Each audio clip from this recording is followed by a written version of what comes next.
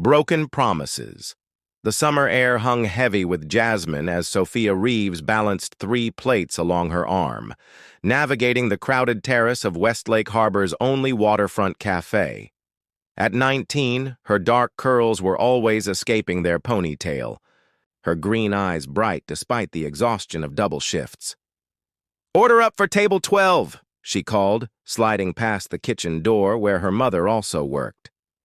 This wasn't the summer Sophia had imagined when graduating as valedictorian with a scholarship that wouldn't quite cover everything. But the tips were good, especially when the Mercer family yacht docked nearby. Julian Mercer had noticed her. That first afternoon, his attention lingering over his parents' business lunch.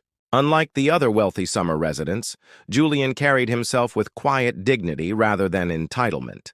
His father, Richard Mercer, controlled half the real estate in Westlake Harbor, a fact he never let anyone forget. "You're taking pre-law, too?" Julian had asked after introducing himself, genuine interest warming his hazel eyes. "At Westlake University?" Their conversation lasted until closing, and against all warnings from her mother about those harbor people, Sophia found herself meeting Julian daily at the old lighthouse. "I want to change how business is done," Julian confided one evening, his fingers intertwined with hers as they watched the sunset paint the harbor gold.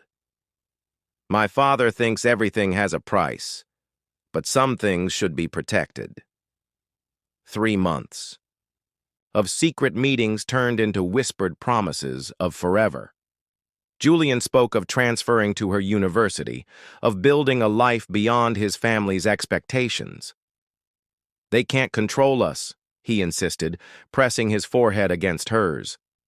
"We'll make our own path," Sophia believed him, until the night of the Mercer Charity Gala. Julian had convinced his parents to hire extra waitstaff from the cafe, providing Sophia the perfect cover to attend. In her borrowed dress, she felt like she belonged in his world, if only for one night. "Julian's been accepted to Princeton," Richard Mercer announced to applause, raising his champagne. "Following family tradition, he leaves next week." Sophia felt the room spin. Next week? Julian had mentioned nothing about Princeton or leaving. She found him on the balcony, his shoulders tense. "When were you going to tell me?" Her voice barely held steady. "Sophia, I can explain." But Richard Mercer's voice cut through the night air. "There you are, son. And with the waitress?" His laugh chilled her. "Julian, your mother needs you inside." "Just a minute, father," Julian said, reaching for Sophia's hand. Richard's smile remained fixed. "Perhaps Miss Reeves doesn't understand how these things work. Julian has responsibilities, a future planned since birth. Summer diversions are one thing, but—" "I'm not a diversion," Sophia said, her cheeks burning. "Father, please," Julian started, but Richard continued. "My dear, your mother's position at the cafe is quite tenuous, isn't it? And that scholarship of yours, so dependent on recommendations." Sophia felt ill. "You wouldn't." "Julian," Richard called. "Victoria Chamberlain is asking for you. Her father and I just finalized that investment deal."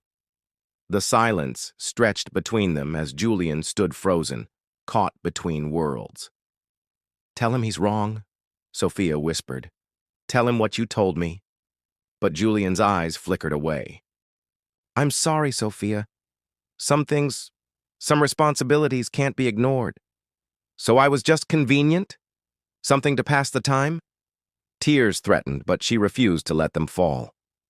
"You don't understand the pressure. I understand perfectly." She stepped away. "You made promises you never intended to keep." That night, Sophia returned her borrowed dress and packed her belongings. Her mother found her writing a deferral letter to the university. "What happened?" she asked, sitting beside her daughter. "You were right about harbor people," Sophia replied, her voice hollow. "But you were wrong about me. I'm not staying here to be anyone's cautionary tale." The next morning, Julian found only a note at their lighthouse. Some promises shouldn't be broken. Some people aren't for sale. Goodbye, Julian. By nightfall, Sophia Reeves had left Westlake Harbor, carrying only a suitcase and a determination that would one day shake the very foundations of the world that had dismissed her.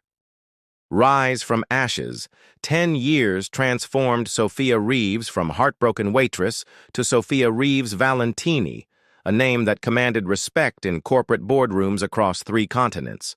The journey hadn't been easy, but pain proved a powerful motivator.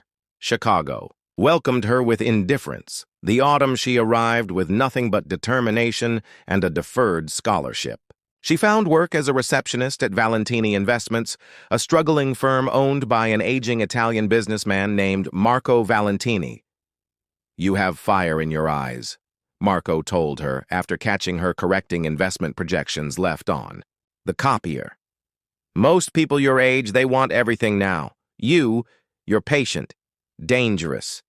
He became her mentor, recognizing in Sophia what Westlake Harbor had dismissed.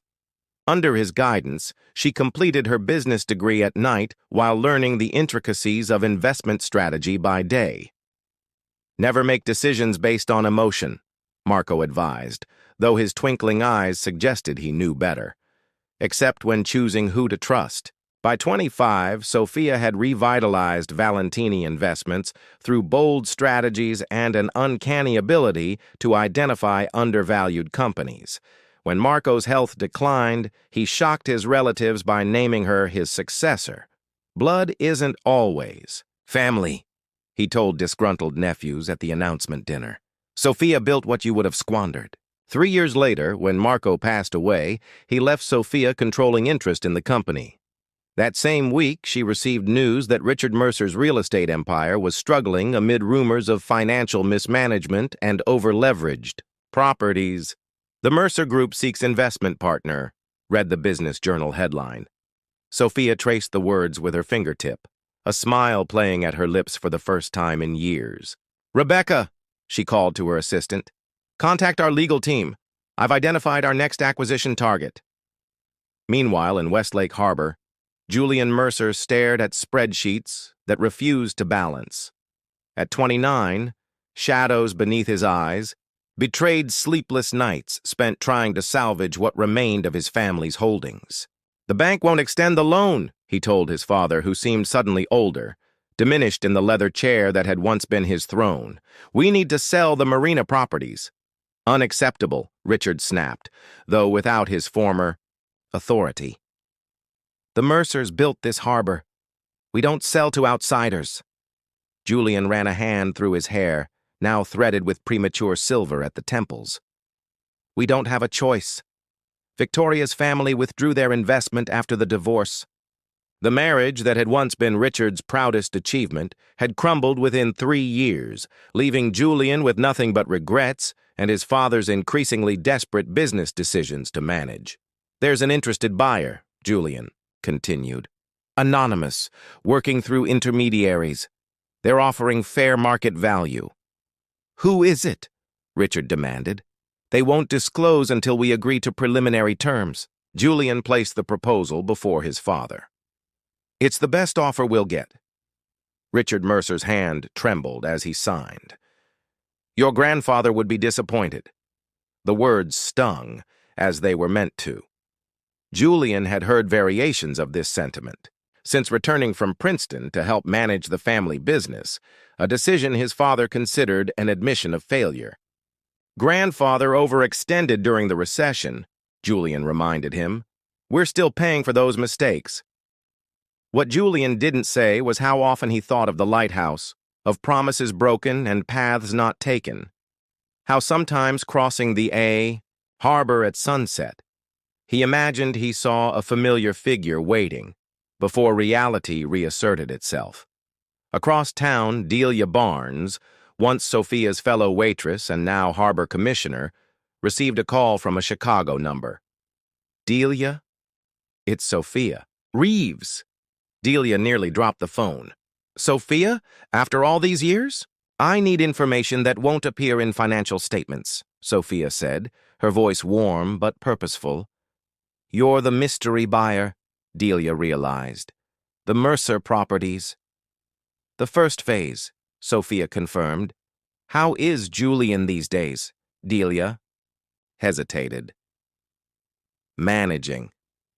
Richard had a minor stroke last year. Julian's been handling everything, trying to keep the company afloat while caring for his father. Something flickered in Sophia's composure. And his wife? Divorced 3 years ago. No children. Victoria got tired of playing second fiddle to family obligations. Delia paused. He's different, Sophia. Quieter. More like the boy you knew before his father got to him. Sophia's voice hardened. The boy I knew was an illusion. After hanging up, Sophia stood at her office window overlooking Chicago's skyline, a city that had embraced her potential when her hometown saw only her limitations. Her reflection showed a woman transformed. Designer suit, confidence in every line of her posture, success in the assurance of her gaze.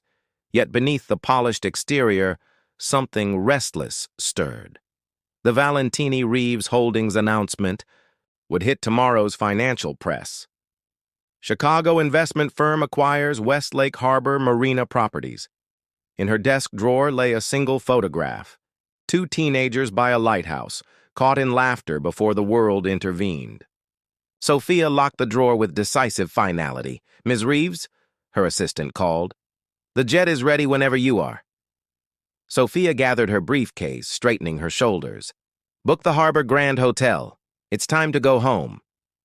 Far away in Westlake Harbor, Julian Mercer stood on his office balcony watching the sun set over water that would soon belong to someone else, unaware that everything was about to change. Cold reunions. The Harbor Grand Hotel had changed little in the decade since Sophia last walked its marble floors. The same crystal chandeliers illuminated the lobby, though now they cast their light on Sophia's Louboutin heels rather than the worn sneakers of her youth.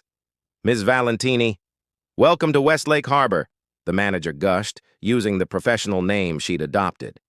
Your penthouse suite is ready. Sophia signed the registration with a practiced flourish. I'll need a conference room tomorrow morning. I'm meeting with the Mercer Group representatives. News of the mysterious buyer's arrival spread through Westlake Harbor like wildfire. By evening, Sophia's phone buzzed with a message from Delia. Everyone's talking. Julian knows someone's here to finalize the marina deal. He doesn't know it's you. Standing on her suite's balcony, Sophia surveyed the harbor. Her harbor now, at least the most valuable parts. Lights twinkled along the waterfront where she'd once served drinks to people who looked through her. The old lighthouse stood dark at the point, abandoned years ago when the new automated beacon took over. Tomorrow would bring the confrontation she'd planned for years. Why then did her victory feel hollow before it even began? Morning found Julian reviewing documents in the Mercer Group's conference room, his father insisting on attending despite doctor's orders. I want to see who's dismantling our legacy, Richard said, his left hand slightly trembling, a remnant of his stroke. Julian adjusted his father's tie with gentle patience. It's a fair deal, Father. The buyer is actually preserving most of the historical structures. Small comfort, Richard muttered. The receptionist's voice crackled over the intercom. Sir, Ms. Valentini from Valentini Reeves Holdings has arrived. Julian straightened his suit jacket. Send her in. The door opened, and 10 years collapsed into nothing. Julian felt the blood drain from his face. Sophia? She stood framed in the doorway, poised, elegant, unsmiling. The girl from the cafe had vanished, replaced by a woman whose presence commanded the room. Only her eyes remained unchanged, though now they regarded him with cool assessment, rather than warmth. Mr. Mercer, she acknowledged with a slight nod. And Mr. Mercer Sr., how nice to see you both again. Richard's face contorted with recognition. The waitress? You're the buyer? Valentini Reeves Holdings is the buyer, Sophia corrected. placing her briefcase on the conference table. I'm merely its CEO and majority shareholder. Julian found his voice. You disappeared. No one knew where you'd gone. Did anyone actually look? She raised an eyebrow, seating herself at the head of the table, his father's traditional place. The symbolism wasn't lost on either Mercer. Richard's face flushed dangerously, but Julian placed a restraining hand on his father's arm. Perhaps we should focus on the business at hand, Julian suggested, struggling to maintain his professional demeanor while his mind reeled. Yes, let's. Sophia opened her briefcase. My legal team has prepared the final documents. Once signed, Valentini Reeves will control the marina, the harborfront properties, and the commercial fishing wharfs. Leaving us what, exactly? Richard demanded. The residential developments and the Mercer building downtown, she replied. Hardly nothing, though certainly less than you once controlled. Julian studied her, searching for the girl he'd known in this polished businesswoman. Why now, Sophia? Why come back after all these years? Something flickered behind her composure, pain or anger, quickly masked. Business opportunity. Nothing more. Richard gave a bitter laugh. Revenge, you mean? The waitress returns to buy out her former employers. Father, Julian warned. Sophia smiled thinly. Mr. Mercer, I learned an important lesson in this very town. Everything has a price. Isn't that what you said? I'm simply completing a transaction. The meeting proceeded with glacial formality. Julian signed where indicated, each signature transferring another piece of his family's history to the woman watching him with unreadable eyes. One more item, Sophia said as they finished. The lighthouse property? Julian's head snapped up. That's not included in the agreement. An oversight, Sophia replied. It's of little commercial value but completes our waterfront holdings. The lighthouse isn't for sale, Julian said firmly. Their eyes locked across the table, the first genuine connection since her arrival. For a moment, something unspoken passed between them, a shared memory of summer evenings and broken promises. Richard's voice broke the tension. Take it. Take everything if it satisfies whatever grudge you've nursed all these years. Father. No, Julian protested. The lighthouse stays with us. Sophia studied him curiously. You seem quite attached to an abandoned building, Mr. Mercer. Some things aren't about business, he replied quietly. She closed her briefcase with a decisive click. Very well. Consider it a temporary concession. We'll revisit the matter. As she rose to leave, Julian stepped forward. Have dinner with me. Both Sophia and Richard stared at him in shock. To discuss the transition, Julian added hastily. There are community considerations, historical preservations. My assistant will contact yours, Sophia replied, her professional mask firmly back in place. Good day, gentlemen. Outside, her composure cracked only when she reached her car. Her hands trembled as she gripped the steering wheel. Julian looked worn, the entitled boy replaced by a man carrying too many burdens. This wasn't how she'd imagined their reunion. That evening, against her better judgment, Sophia found herself driving to the old lighthouse. She told herself it was to assess the property's value, but the excuse rang hollow even to her own ears. She wasn't prepared to find Julian already there, sitting on the rocks where they'd once shared dreams. I thought you might come, he said simply. Sophia considered leaving, but instead sat beside him, maintaining careful distance. Why did you keep the lighthouse when you sold everything else? Julian gazed at the horizon. Because some promises shouldn't be broken. Her own words from 10 years ago hung between them as the first stars appeared over Westlake Harbor, neither quite ready for what came next. Unexpected bridges. The Harbor Grand's restaurant overlooked the water, its windows reflecting twin rows of lights from boats gently bobbing at their moorings, Sophia's moorings now. She arrived precisely on time for their dinner meeting, selecting a table that offered both privacy and a clear exit strategy. Julian was already waiting, his business attire exchanged for a simple button-down shirt that reminded her of the boy she'd known. He stood as she approached. "Thank you for agreeing. To meet," he said, pulling out her chair. "This is business, Julian," Sophia reminded him, though she'd spent an hour choosing her dress. Navy blue, professional yet undeniably elegant.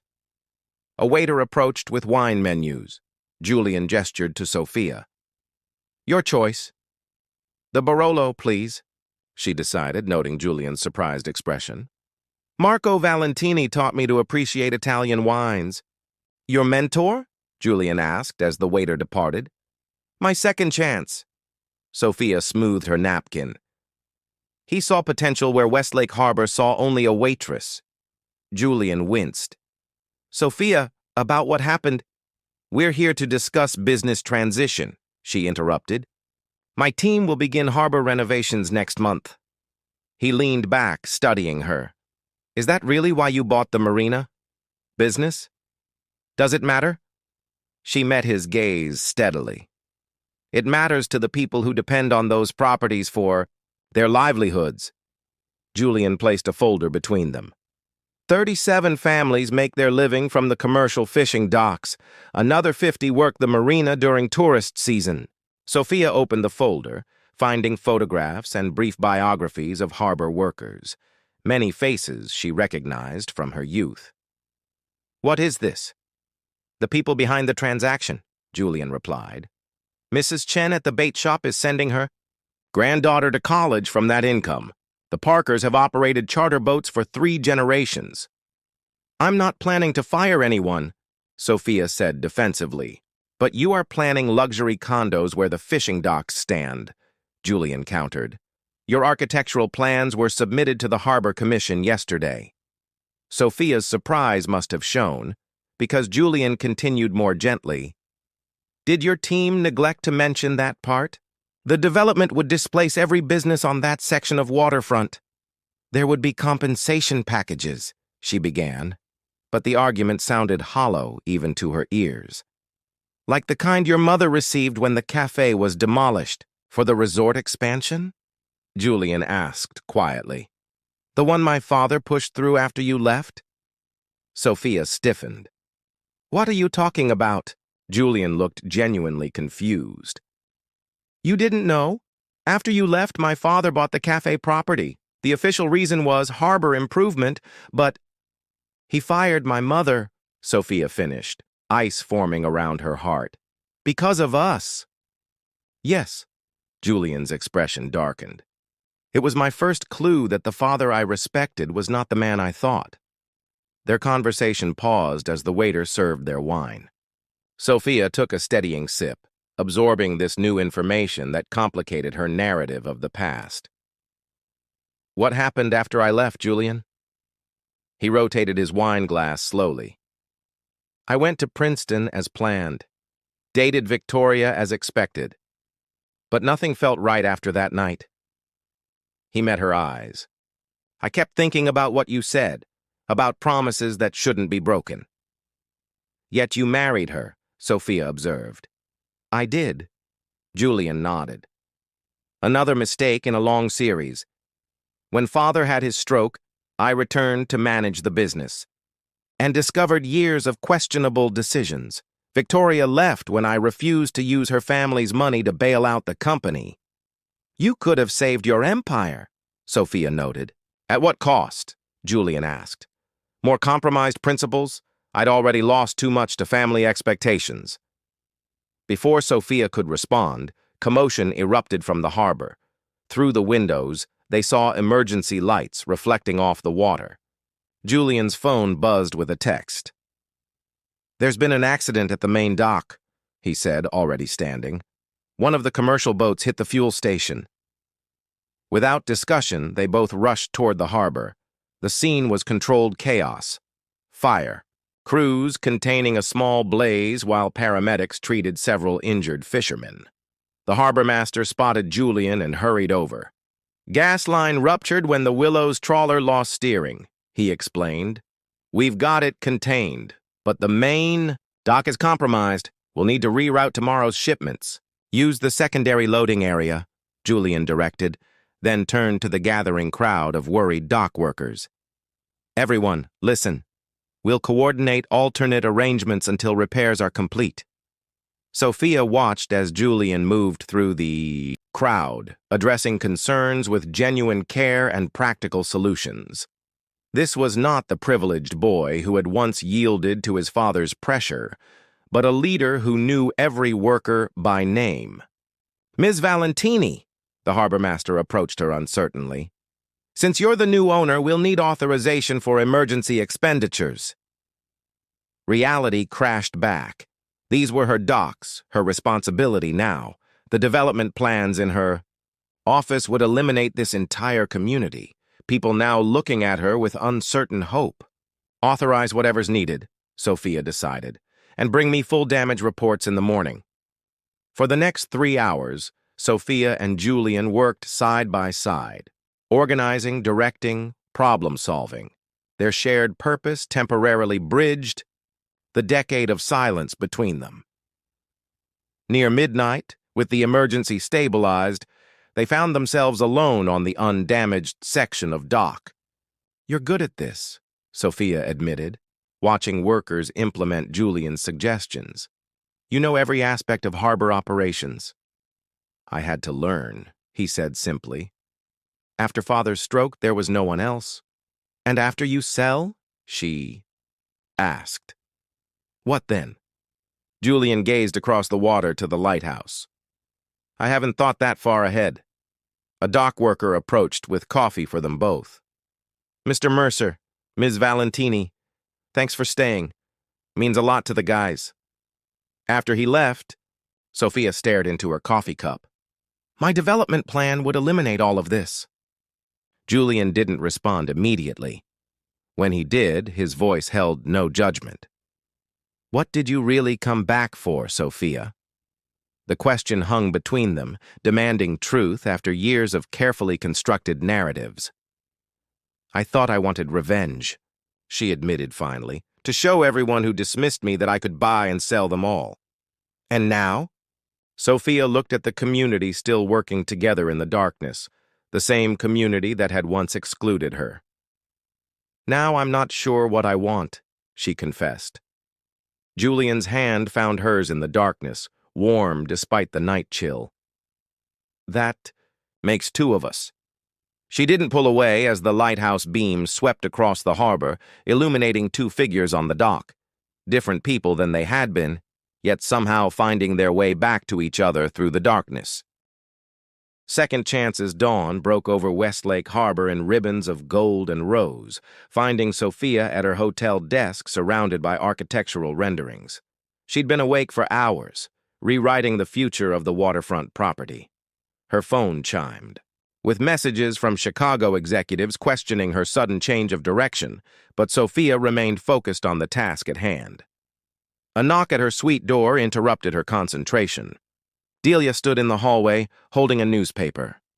Thought you might want to see this, she said, handing over the Westlake Harbor Gazette. The front page showed a photograph of Sophia and Julian working together during last night's crisis. The headline read, New harbor owner and Mercer heir unite to save Marina. The whole town's talking, Delia continued, helping herself to coffee. The prodigal daughter returns and works alongside the golden boy. It's like something from a novel. Sophia set the paper aside. It's not what you're thinking, isn't it? Delia raised an eyebrow. I saw how you looked at each other last night. We were handling an emergency, Sophia protested. And now? Delia gestured toward the redesigned plans on the desk. Sophia sighed. Now I'm reconsidering some decisions. The truth was more complicated than she could explain. Last night had reminded her of who she'd been before ambition and revenge became. Her driving forces, someone who cared about more than balance sheets and acquisitions. Richard Mercer's been asking about you, Delia mentioned casually. Apparently, he wants a meeting. Sophia frowned. What for? No idea, but he seemed determined. Said to tell you he'll be at the Mercer building at noon. After Delia left, Sophia stared at her reflection in the mirror. The polished businesswoman stared back, but beneath the surface, something had shifted. She thought of Julian's question. What did you really come back for? At noon, Sophia found herself in the lobby of the Mercer building, the last stronghold of what had once been Westlake Harbor's dominant family. The receptionist led her to Richard Mercer's office, where the older man waited alone. He looked diminished. Behind his massive desk, his stroke having left subtle but permanent marks. Still, his eyes held the same calculation they had 10 years ago. Miss Reeves, he acknowledged, deliberately using her original name. Or do you prefer Valentini now? Either is fine, Sophia replied, taking a seat without waiting for invitation. Richard studied her. You've done well for yourself. No thanks to your family. He nodded, accepting the barb. I underestimated you.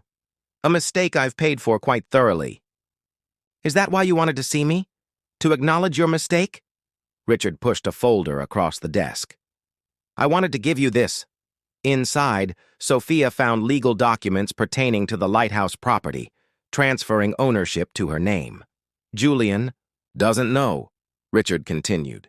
He believes the lighthouse remains in family hands. Sophia closed the folder. Why would you do this? Because I'm dying, Richard said matter-of-factly. Pancreatic cancer. 3 months, perhaps 4. The blunt announcement left Sophia momentarily speechless. Julian has suffered enough for my mistakes, Richard continued. When I'm gone, he'll have nothing left but that worthless lighthouse and his principles. A hint of pride colored his voice at the last word. What do you expect me to do with this? Sophia asked. Whatever you wish. Tear it down. Preserve it. It matters little to me. Richard's gaze sharpened. But it matters to Julian. Understanding dawned. You're testing me. I'm acknowledging reality, Richard corrected. You hold all the power now, just as I once did. The question is whether you'll use it more wisely than I did. Sophia stood, taking the folder. You destroyed my mother's livelihood out of spite. Yes, Richard admitted. One of many decisions I would reconsider given the chance. He looked suddenly tired. Julian doesn't know about the cafe either. Some burdens a father keeps to himself. Leaving. The Mercer building, Sophia felt strangely unmoored. Her carefully constructed revenge fantasy had never accounted for a repentant Richard Mercer or a Julian who had grown into someone worthy of respect. That evening, she drove to the lighthouse, the property deed heavy in her purse. She found Julian, there again as if their parallel thoughts had drawn them to the same point of reference. I had a feeling you'd come, he said, offering a thermos of coffee. Sophia accepted it, watching sunlight fracture across the water. Your father gave me the lighthouse today? Julian's surprise was evident. He what? He signed over the deed. She hesitated. Julian, did you know he's ill? Pain flashed across his features. Yes, he doesn't think I know, but I've seen the medical reports. They sat in silence, processing the complicated emotions their families inspired. He also told me about my mother's cafe, Sophia added quietly. Julian closed his eyes briefly. I found out years later. By then she'd already left town. I tried to find her, to make amends somehow, but... She's in Arizona now, Sophia offered. Happy, actually. Remarried. Relief softened his expression. I'm glad. Sophia pulled the development plans from her bag. I've been redesigning the harbor project. Julian examined the new renderings, showing the fishing docks preserved, modernized, but intact, with residential areas redesigned to complement rather than replace the existing community. This is not what I expected, he admitted. Me neither, Sophia acknowledged. Apparently, I still care about this place, despite everything. Their hands brushed as Julian returned the plans. Neither pulled away. "What about Chicago?" he asked. "Your company?" "I can run Valentini Reeves from anywhere," Sophia replied. "The question is whether I have reason to stay in Westlake Harbor." The directness of her statement hung between them, demanding equal honesty. 10 years ago, Julian began carefully, "I made the worst mistake of my life by letting you walk away." "We were different people then," Sophia reminded him. "Yes," he agreed. "And no, the core of who we are hasn't changed. You're still the determined girl who challenged everyone's expectations. I'm still trying to balance obligation with what matters most." He took her hand fully in his. "The difference is, I know what I'm not willing to lose now." The lighthouse keeper's cottage stood behind them, weathered but solid, like the foundation of something that could be rebuilt. "I can't promise." "It would be easy," Sophia cautioned. "We both have scars from the past." "Some things are worth the risk," Julian replied, echoing words from their youth. As sunset painted the harbor in amber light, Sophia made her decision. She removed the lighthouse deed from her purse and slowly tore it in half. "What are you doing?" Julian asked. "Choosing a different path," she answered. "Not revenge, not the past, something new." From her bag, she removed a partnership agreement she'd drafted that morning, establishing a joint Mercer-Valentini Harbor Trust to preserve the waterfront for future generations. "Co-owners," she explained. "Equal partners." Julian read the document, understanding its significance beyond business. "Partners," he repeated, the word carrying weight beyond its legal definition. As darkness fell, they walked together toward the keeper's cottage. Through its dusty windows, they could see potential where once there had been only painful memories, space for new beginnings built on stronger foundations. 10 years ago, you left a note saying some promises shouldn't be broken, Julian said, opening the cottage door. "I've kept that note all this time." Inside, protected from the elements, stood a small table with 2 chairs, waiting, as if their younger selves had somehow known they would find their way back. "Second chances are rare," Sophia acknowledged, stepping inside what could become home. "We should make this one count." As the lighthouse beam swept across the harbor, it illuminated 2 figures standing in the doorway of the keeper's cottage, their shadows merging into one as the door closed on the past and opened to whatever future they would build together.